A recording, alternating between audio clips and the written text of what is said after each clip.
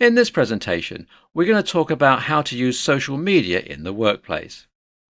I think it goes without saying that this sounds like a not so good idea. However, there are ways to use it while at work, as well as ways not to use it.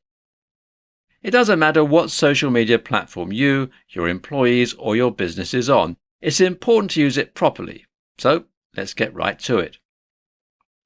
First, you want to use social media for promotional purposes. Your business may have a Facebook page, an Instagram, a Twitter feed, or whatever else. The challenge is finding out where your target audience hangs out and which platform they use regularly.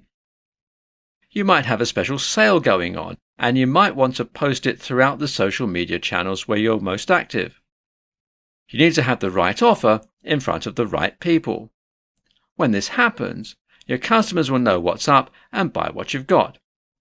Now, this can be most useful to an online business, but if you have a brick-and-mortar business, social media can also be effective. Speaking of effective, let's take a look at another way to use social media in the workplace. Communicating with your customers.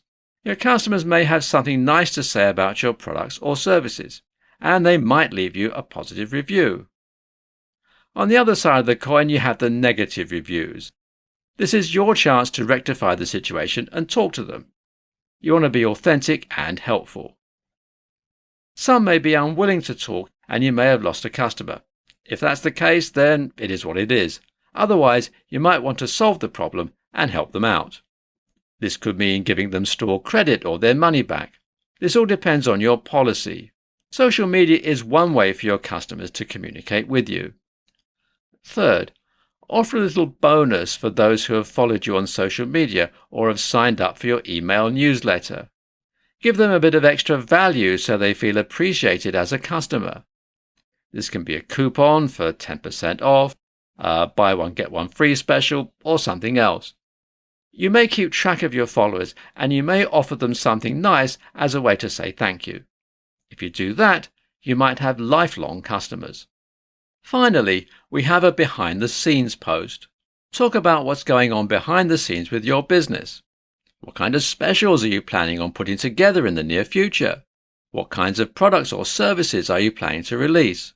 Give your customers what appears to be VIP access into something that might seem exclusive. They'll love that feeling of importance just for being one of your biggest fans on social media. And that'll do it for this presentation.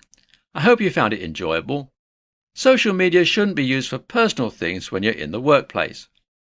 But what you can do is use it as a way to drum up new business. You can offer promotions, a behind-the-scenes look, or use it as a way to communicate with your customers. No matter what the platform, there is no underestimating the power of social media. If you like this presentation, tell us what you think. Better yet, let us know what your strategies are for social media in the workplace.